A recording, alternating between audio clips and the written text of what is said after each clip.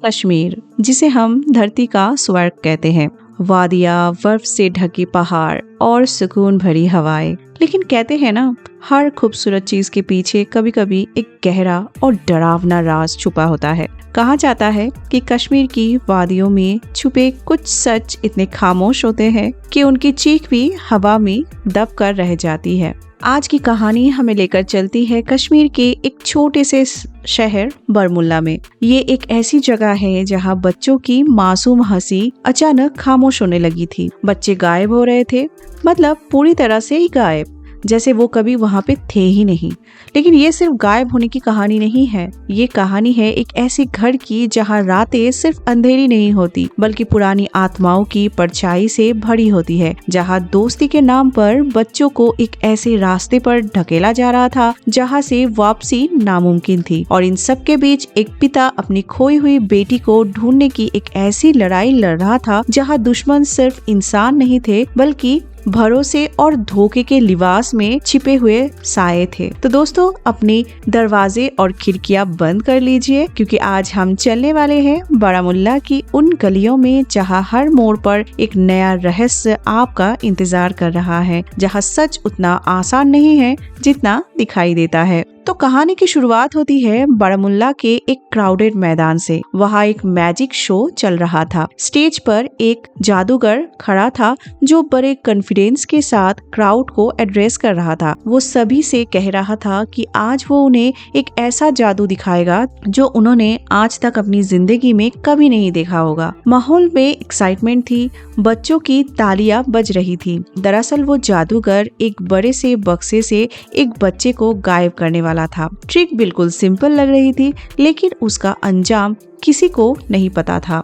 जादूगर क्राउड से ही फिर पूछता है, क्या कोई बच्चा है जो इस बक्से के अंदर जाना चाहता हो? तभी क्राउड में कुछ अजीब होता है। हम एक मिस्टीरियस आदमी को देखते हैं। ये आदमी कौन है किसी को नहीं पता, लेकिन वो अपने सामने खड़े एक छोटे से मासूम बच्चे की तरफ इशारा करता है और उसे आगे जाने के लिए कहता है। इस छोटे बच्चे का नाम था शोएब अंसरी। शोएब उस अनजान आदमी के बात मान लेता है और बिना कुछ सोचे समझे तुरंत दौड़कर उस जादूगर के पास स्टेज पर चला जाता है। जादूगर अपना शो फिर स्टार्ट करता है। वो शोएब को उस बड़े से बक्से के अंदर डालता है। ऑडियंस की सांसें तो उस वक्त अटक ही गई थी। जादूगर बक्से को बंद करता है, कुछ मंत्रस पढ़ता है और फिर ड्रामेटिक तरीके से बक्से को खोलता है। और सचमुच जब बक्सा खोला गया तो उसमें कोई बच्चा था ही नहीं। लोग जोर शोर से तालियां बजाने लगते हैं। उन्हें लगता है कि वाह,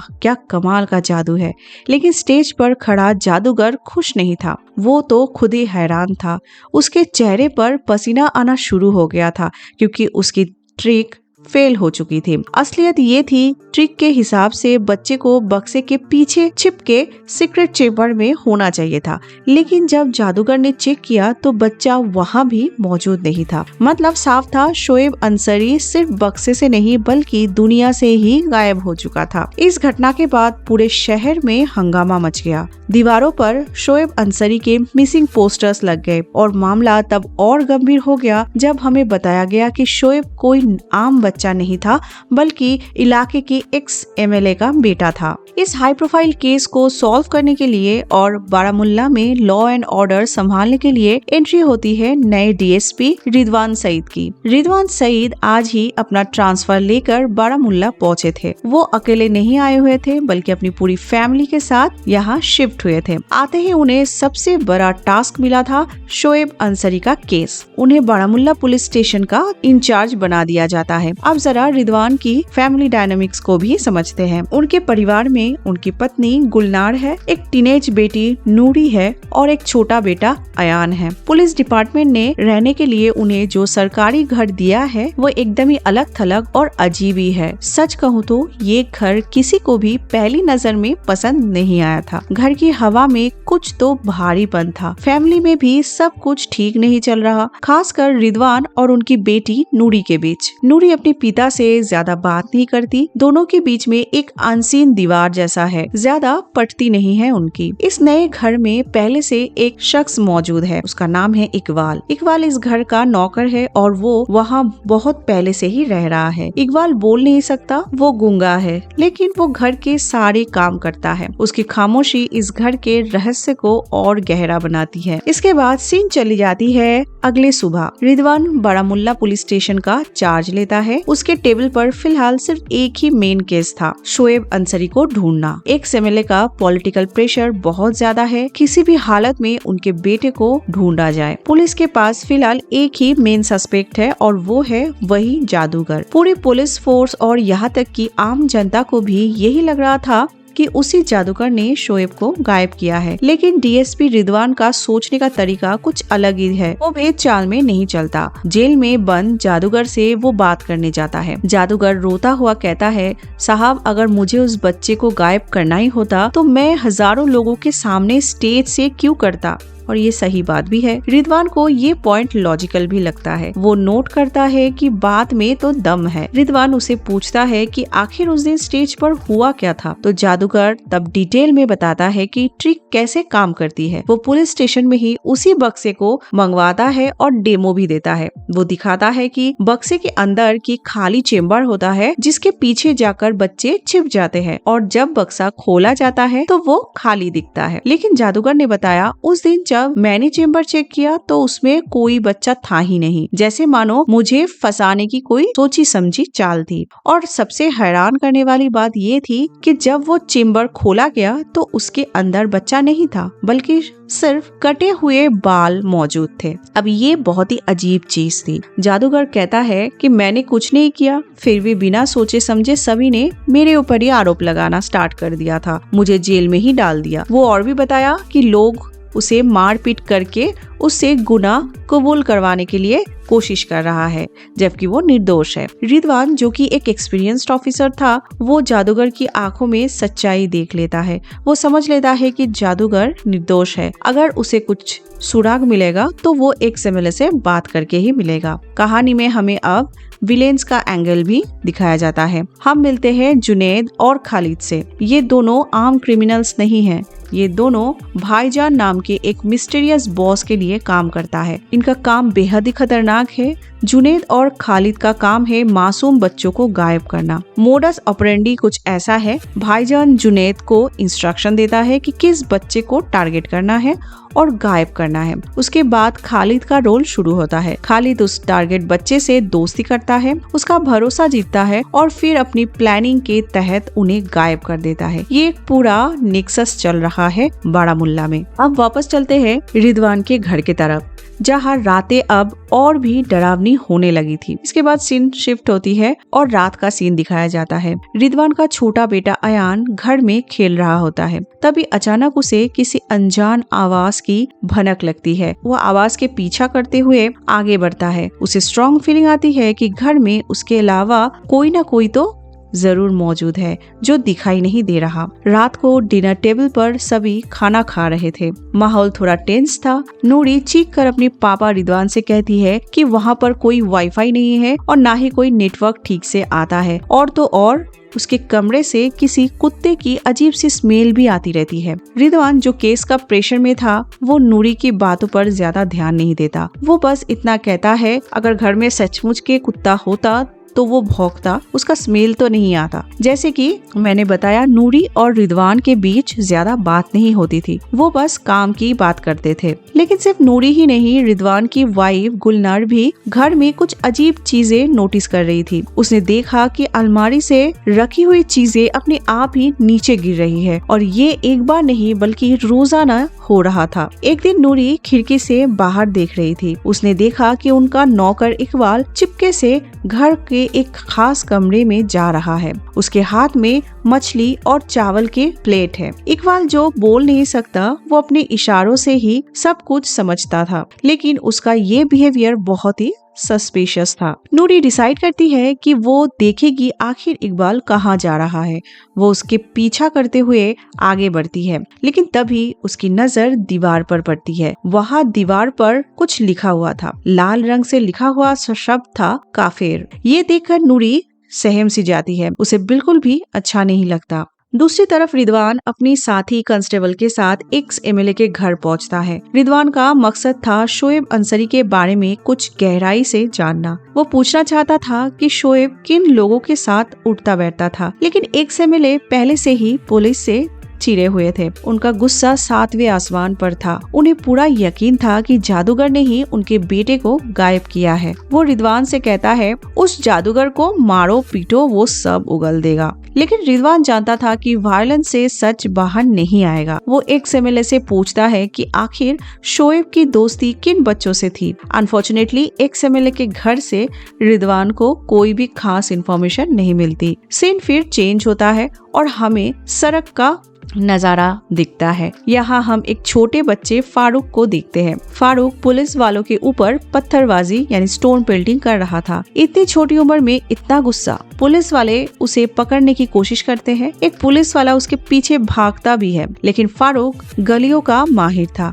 वो अपनी दोस्तों के साथ वहाँ से भागने में कामयाब हो जाता है। यहाँ सवाल ये उठता है कि आखिर फारूक जैसे छोटे बच्चे का ब्रेन वॉश किसने किया था? किसने उसके दिमाग में इतनी नफरत भरी है? ये बात जानने लायक थी। जब रात को रिदवान अपने घर फिर वापस पहुंचता है तो वो देखता है कि जिस दीवार पर काफिर लिखा था, इकबाल उसे मिटाने की कोशिश कर रहा था। इकबाल घबराया हुआ लग रहा था तो रिदवान उससे वो सफाई वाला कपड़ा ले लेता है और खुद उस शब्द को मिटाने लगता है। उधर गुलनार परेशान होकर रिदवान के पास आती है और बताती है कि इन सब चीजों का नूरी पर बहुत बुरा असर पड़ रहा है। वो ये भी कहती है कि नूरी ना तो घर से वो बाहर निकली है और ना ही वो कुछ खाना खाई है। गुलनार ये भी बताती है कि उसको चिंता होने लगी है। अगली सुबह रिदवान इन्वेस्टिगेशन को आगे बढ़ाता है। वो शोएब के स्कूल पहुंचता है और उसके दोस्तों से बात करता है। वो बच्चों से पूछता है शोएब कैसा लड़का था। तब दोस्तों ने बताया कि शोएब पढ़ने लिखने में काफी अच्छा था, लेकिन एक दोस्त ने फिर कहा कि जब से उसकी मुलाकात एक नए लड़के से होने लगी थी तब से वो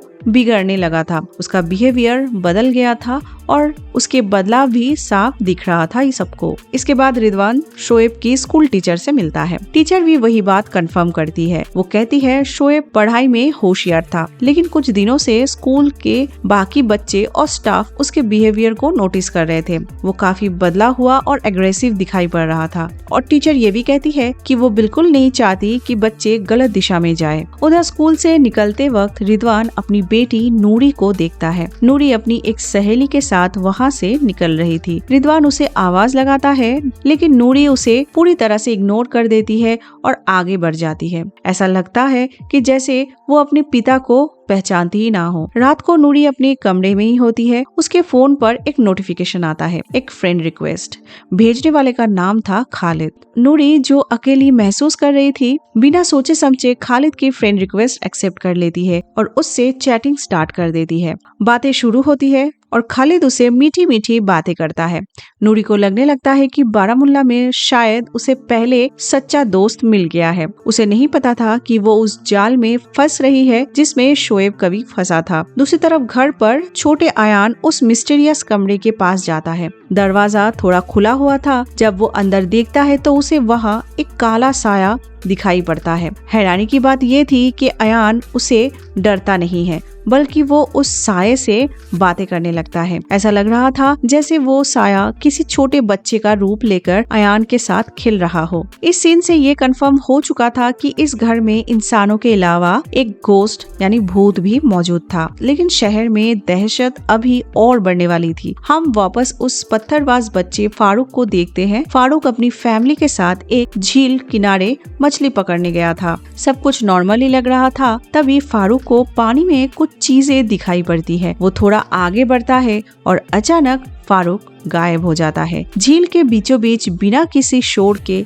जब फैमिली वहां पहुंचती है तो वहां फारूक नहीं था, बल्कि सिर्फ और सिर्फ फारूक के कटे हुए बाल पड़े थे। ये बिल्कुल वैसा ही पैटर्न था जैसे शोएब गायब हुआ था। शोएब के टाइम भी बाल मिले थे और अब फारूक के टाइम में भी बाल मिला है। पुलिस तुरंत वहां पहुंचती है। रिदवान और उसके कांस्टेबल जांच शुरू करते हैं। रिदवान का दिमाग चकरा गया था। उसे समझ नहीं आ रहा था कि ये सब कैसे हो रहा है। एक बच्चा भरे शो से गायब होता है और दूसरा झील के बीचों बीच से गायब होता है। ये कोई इंसान कैसे कर सकता है? तब कहानी में तेजी आती है। अगले दिन हम जुनैद को देखते हैं। उसके पास एक आदमी आता है जो उसे कुछ डिलीवरी देने आया था और उसके पास काफी सामान था। लेकिन जुनैद को ये नहीं पता था कि पुलिस उनके पीछे लग चुकी है। पुलिस को उस डिलीवरी बॉय पर शक हो गया था। रिदवान अपनी टीम के साथ जुनैद के अड्डे पर फिर रेड मार देता है। वहाँ गोलीबारी स्टार्ट हो जाती है और पुलिस की गोली से वो डिलीवरी बॉय मारा जाता है। लेकिन जुनैद बहुत चालाक था। वो वहाँ से भागने में कामयाब हो जाता है। पुलिस जब उस अड्डे की तलाशी लेती है तो वहाँ से उन्हें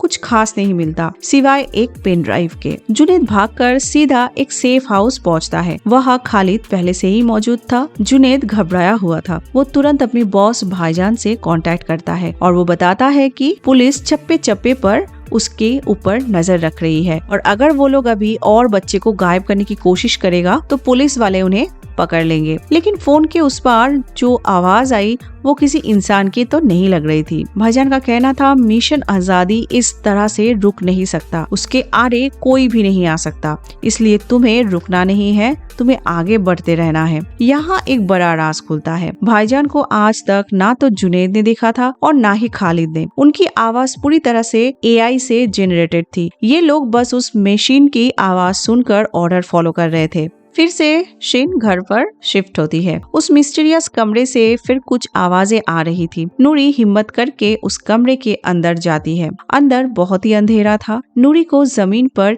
एक हड्डी भी मिलती है। जब वो उस हड्डी को उठाती है तो देखती है कि उस पर कुत्ते का लार लगा हुआ था। नूरी जैसे ही उस लार को स्मेल करती है, अचानक उसकी बॉडी में रिएक्शन शुरू हो जाता है और वो जोर जोर से सांस लेने लगती है। उसकी तबीयत बिगड़ने लगती है। दरअसल नूरी को कुत्ते का लार से सीवियर एलर्जी था और ऐसा पहले भी हो चुका है। रिदवान और गुलनार घबरा जाते हैं। वो तुरंत चेक करते हैं कि नूरी को ये रिएक्शन कैसे हुआ। रिदवान जब इन्वेस्टिगेशन करता है तो उसे वो हड्डी मिल जाती है। वो समझ जाता है कि घर पर कोई कुत्ता जरूर आया हुआ था जिसकी वजह से ये सब हो रही है। नूरी की हालत स्टेबल होने के बाद रिदवान वापस काम पर लगता है। जुनैद के अड्डे से जो पेन ड्राइव मिली थी उसमें एक ऑडियो फाइल थी। ऑडियो में भाईजान की आवाज थी लेकिन वो कोड लैंग्वेज में बात कर रहे थे। रिदवान फिर दिमाग लगाता है। जब वो उन कोड्स को गौर से देखता है तो वो पैटर्न क्रैक कर लेता है। पता चलता है कि ये कोड्स दरअसल एक स्कूल के रोल नंबर्स और डेस्क नंबर्स की है। ये एक लिस्ट थी कि किस बच्चे को कब गायब करना है। पैटर्न बिल्कुल क्लियर था।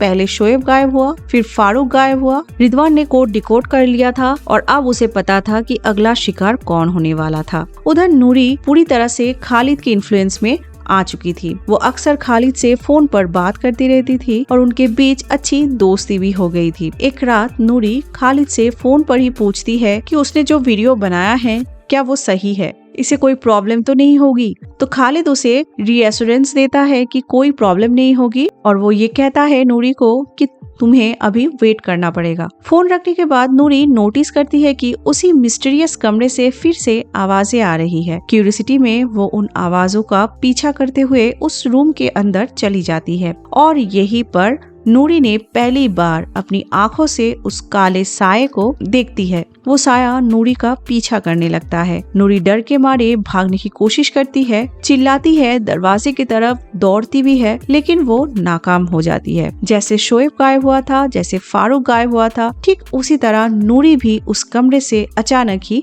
गायब हो जाती है और उस जगह पर क्या बचता है?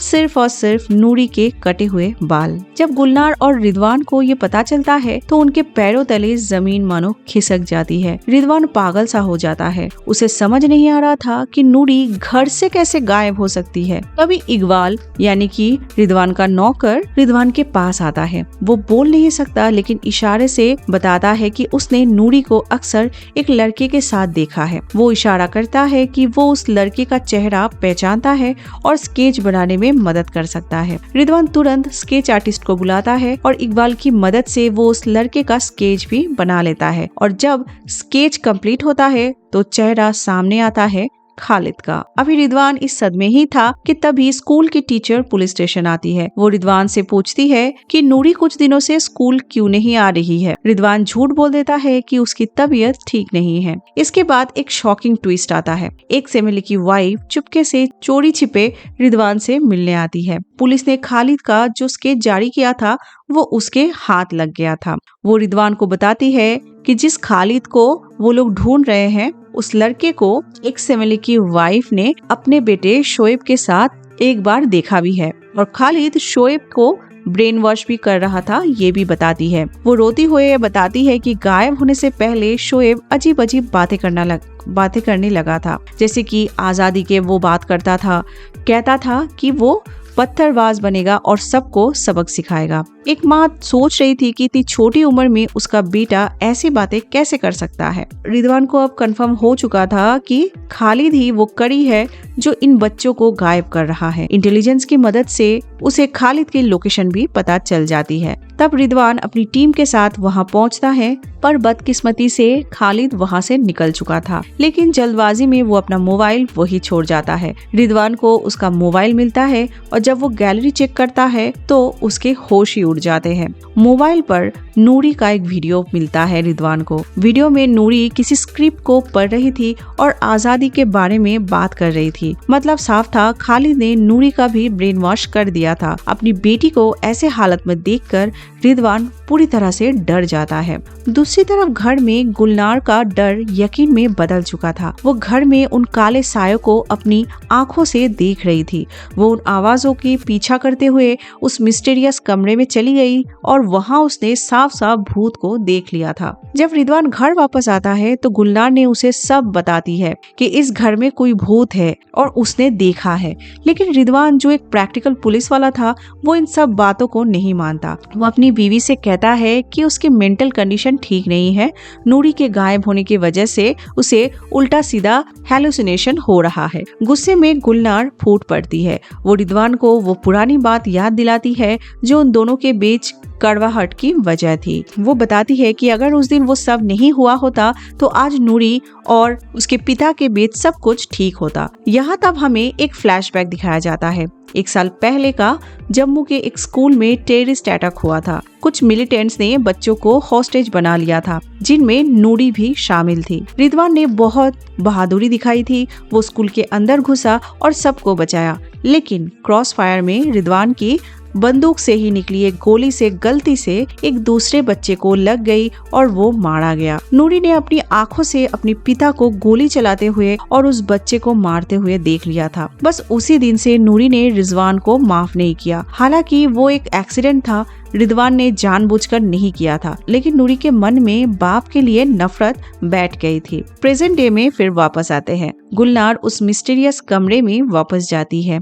वहाँ वो देखती है कि इकबाल मछली और चावल लेकर खड़ा है। अचानक इकबाल जो आज तक गूंगा था वो बोलने लगता है। उसके अंदर किसी और की आत्मा आ गई थी। वो आत्मा एक औरत की थी जिसका नाम एला था। एला इकबाल के शरीर से कहती है, हमारे साथ बहुत गलत हुआ है, हमें इंसाफ चाहिए और हम किसी को नहीं छोड़ेंगे। गुलनार ये सुनकर हैरान रह जाती है। जो वो सोच रही थी वो सच निकला, घर हॉन्टेड है। गुलनार हिम्मत करके उस एला नाम की भूत से कहती है, मुझे मेरी बच्ची को देखना है। तभी वो भूत इकबाल को छोड़कर गुलनार के अंदर आ जाता है। अब गुलनार वो सब देख पा रही थी जो आम इंसान नहीं देख सकते। भूत की नजरों से गुलनार ने देखा कि सारे गायब हुए बच्चे शोएब, फारूक और नूरी एक जगह पर शांति से बैठे हुए हैं। वो जिंदा थे। पुलिस स्टेशन में रिदवान की टीम ने आखिरकार खालिद को ढूंढ निकाला और पकड़ भी लिया। वो लोग खालिद को पूरी तरह पीट रहे थे ताकि वो सच उगल सके। पहले तो खालिद मुंह नहीं खोलता, लेकिन जब 3rd डिग्री टॉर्चर बढ़ जाता है तो खालिद टूटता है। वो सब बताने लगता है कि उसने जुनैद के लिए काम करता है। जुनैद को भाईजान ऑर्डर देते हैं और वो दोनों मिलकर उसे पूरा करता है। खालिद पूरा प्रोसेस को समझाता है कैसे वो लोग काम करता है। तो पहले भाईजान बच्चों को सिलेक्ट करता है और खालिद का काम होता है उनसे दोस्ती करना और ब्रेन वॉश करके जुनैद को सौंपना। जुनैद का काम होता है उन्हें पाकिस्तान भेजना ताकि वो मिलिटेंट बन सके। लेकिन फिर खालिद एक ऐसी बात बोलता है जो रिदवान को चौंका देती है। खालिद कहता है कि यहाँ बहुत सारे बच्चे गायब हो रहे हैं जिनके बारे में उन्हें कोई भी खबर नहीं है। शोएब, फारूक और नूरी, इन सब से खालिद ने दोस्ती की थी और खालिद का प्लान भी था इन्हें गायब करने की। लेकिन खालिद का किडनैप करने से पहले ही कोई और आकर इन बच्चों को गायब कर देता है। इसका मतलब साफ था, बच्चों को मिलिटेंट्स नहीं ले गए थे, कोई और शक्ति थी जो उन्हें ले गई थी। रिदवान घर पहुंचता है। गुलनार उसे बताती है कि उसने नूरी को देखा है, वो एक सुनसान जगह पर बाकी बच्चों के साथ है। वो उस भूत एला के बारे में भी बताती है। लेकिन रिदवान अभी भी साइंस और लॉजिक वाला बंदा था। वो कहता है कि खालिद ने कबूल किया है, वही सब कर रहा है। गुलनार समझ जाती है कि जब तक रिदवान अपनी आंखों से नहीं देखेगा वो नहीं मानेगा। उधर दूसरी तरफ जुनैद मिशन आजादी के लिए पागल हो चुका था। वो इतना डिस्परेट था कि अब वो अपने ही भतीजे को पाकिस्तान बॉर्डर क्रॉस करवाने के लिए ले जा रहा था। जुनैद के साथ उसका भतीजा और एक और आदमी भी था। रिदवान को इंटेलिजेंस मिलता है और वो उनका पीछा करता है। एक सुनसान इलाके में उनका आमना सामना होता है। रिदवान गोली चलाता है और जुनैद के साथ वाला आदमी उधर मारा जाता है। जुनैद वहाँ से भागकर छिप जाता है। लेकिन तभी रिदवान देखता है कि जुनैद का छोटा सा भतीजा हाथ में बंदूक लेकर रिदवान के सामने खड़ा है। वो बच्चा चिल्ला रहा था कि हमें आजादी दो या मर जाओ। रिदवान शौक में था कि इतना छोटा बच्चा गोली चलाने के लिए भी तैयार था। तभी वहाँ कुछ पैरानॉर्मल एक्टिविटी होता है। रिदवान अपनी आंखों से ही देखता है कि एक काला साया हवा में आता है और उस बच्चे को वहाँ से गायब करके ले जाता है। फिर से वही सीन, अचानक ही बच्चा गायब हो गया था। ये सीन देखकर रिदवान के होश उड़ गए। जो बात गुलनर कह रही थी आज वो उसने अपनी आंखों से देख भी लिया था। वो समझ गया कि भूत वाली बात तो सच है। उधर जुनैद को ये लगने लगता है कि पुलिस ने उसके भतीजे को पकड़ लिया है। उसे डर था कि बच्चे सब उगल देगा। जुनैद अब आर पार की लड़ाई लड़ने के मूड में था। मामला अब पर्सनल हो चुका था। गुलनार की छोटे बेटे अयान को लेकर उस मिस्टीरियस कमरे में जाती है। अयान के अंदर अब एला यानी वो भूत आ चुकी थी और वो सब बता रहा था। रिदवान भी वहाँ पहुँच जाता है। अब उसे सब पर यकीन था। तभी दरवाजे पर दस्तक होती है। स्कूल की टीचर वहाँ पर आती है। वो घबराई हुई थी और वो कहती है जुनैद का भतीजा गायब हो गया है और लोगों को लगता है कि पुलिस उसे गायब किया है। वो लोग बदला लेने आ रहे हैं, अपनी जान बचाओ, को वहाँ से भागना चाहिए। और कुछ ही देर में जुनैद अपने मिलिटेंट्स के साथ रिदवान के घर पर हमला बोल देता है। चारों तरफ से गोलियां चलने लगती है और रिदवान अपनी फैमिली को बचाने के लिए अपनी गन निकल लेता है। हालत बहुत ही खराब थी। एक पल को तो ऐसा ही लगा कि शायद कोई नहीं बचेगा। उधर रिदवान और गुलनार छत पर थे, जबकि इकबाल, आयान और टीचर नीचे कमरे में छिपे हुए थे। इसी गोलीबारी के बीच रिदवान और गुलनार को हेलुसिनेशंस होने लगते हैं। उन्हें वो सब दिखने लगता है जो इस घर में सालों पहले हुआ था। और तब दिखाई जाती है फ्लैशबैक। ये घर दरअसल कश्मीरी पंडित का था। उन पर भी बिल्कुल वैसा ही हमला हुआ था जैसा आज रिदवान के फैमिली के साथ हो रहा है। इस घर में एक डॉक्टर, उनकी पत्नी, बेटी एला और बेटा रहता था। उनका एक कुत्ता भी था, शेरू। फ्लैशबैक में दिखता है कि जब अटैक हुआ तो एला के साथ उसकी एक सहेली भी वहाँ पे खेल रही थी। एला की माँ ने सोचा कि ये सहेली मुस्लिम है इसलिए इसे खतरा नहीं होगा। एला की माँ ने सोचा ये तो एला का सहेली है, इससे कोई खतरा नहीं होगा। और एला की माँ ने उस सहेली को घर भेज दिया। एला ने बचाने के लिए माँ ने उसके लंबे बाल काट दिए, टोपी पहना दी ताकि वो लड़का लगे। मिलिटेंट्स घर के अंदर घुस गए थे।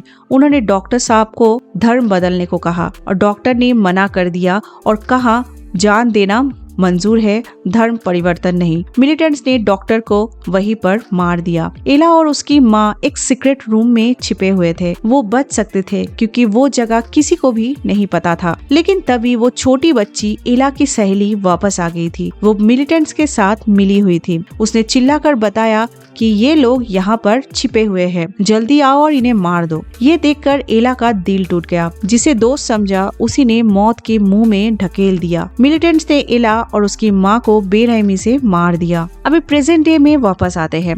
रिदवान और गुलनार ने ये पूरा सच अपनी आंखों से देखा। जुनैद के मिलिटेंट्स घर में घुस चुके थे। रिदवान और गुलनार उनका मुकाबला नहीं कर पा रहे थे, लेकिन वो लोग जी जान से कोशिश कर रहे थे। घमासान लड़ाई होती है, रिदवान मिलिटेंट्स को मारता है, पुलिस फोर्स भी बाहर आ जाती है और जुनैद को घेर लेता है। भागने का कोशिश तब बेकार हो चुका था जुनैद के लिए। तभी जुनैद टीचर को पकड़ लेता है और उसकी कनपट्टी पर बंदूक रख देता है। वो उसे हॉस्टेज बना लेता है। लेकिन यहाँ सबसे बड़ा ट्विस्ट आता है। गुलनार, जिसके अंदर एला का भूत था, वो जुनैद को गोली नहीं मारती, वो सीधा उस टीचर को ही गोली मारती है। उसके बाद रिदवान जुनैद को गोली मार देता है। सब शांत हो जाता है और तब रिदवान हैरान हो जाता है कि गुलनार ने टीचर को ही क्यों मारा। रिदवान जुनैद के पास आता है। जुनैद के फोन से वो आखिरी नंबर रिडायल करता है, जो था भाईजान का नंबर, और जैसे ही वो कॉल करता है, रिंगटोन टीचर के पॉकेट से बजती है। तो दोस्तों, वो टीचर ही भाईजान थी और ये टीचर वही लड़की थी जिसने बचपन में एला और उसकी फैमिली को धोखा दिया था और मरवाया था। ये शुरू से ही मिलिटेंट थी और इसका मकसद था बच्चों का ब्रेन वॉश करके उन्हें टेररिस्ट बनाना। जैसे ही एला के भूत ने टीचर को मारा, उसे और उसकी फैमिली को मुक्ति मिल गई। और सबसे बड़ा चमत्कार ये हुआ कि वो सारे गायब बच्चे शोएब, फारूक, नूरी अपनी अपनी जगह पर वापस आ गए थे। सच ये था कि एला का भूत बच्चों को किडनैप नहीं कर रहा था, वो उन्हें प्रोटेक्ट कर रहा था। अगर एला उन्हें गायब ना करती तो टीचर और जुनैद उन्हें पाकिस्तान भेज चुके होते। एला ने उन्हें छिपा कर रखा था ताकि वो गलत रास्ते पर ना जाए। इस तरह बारामुल्ला का ये रहस्य सुलझ गया। एक ऐसी कहानी जहाँ इंसान शैतान थे और भूत फरिश्ते। एला की आत्मा ने न सिर्फ अपना बदला लिया, बल्कि उन मासूम बच्चों की जिंदगी भी बचा ली। उम्मीद करती हूँ दोस्तों, आपको ये सस्पेंस और मिस्ट्री से भरी वीडियो पसंद आई होगी। अगर आपको बारामुल्ला मूवी की एक्सप्लेनेशन पसंद आई तो लाइक करके चैनल को सब्सक्राइब जरूर कर दीजिए। मिलते हैं एक और कमाल की वीडियो के साथ, तब तक के लिए बने रहिए। धन्यवाद। जय हिंद, जय भारत।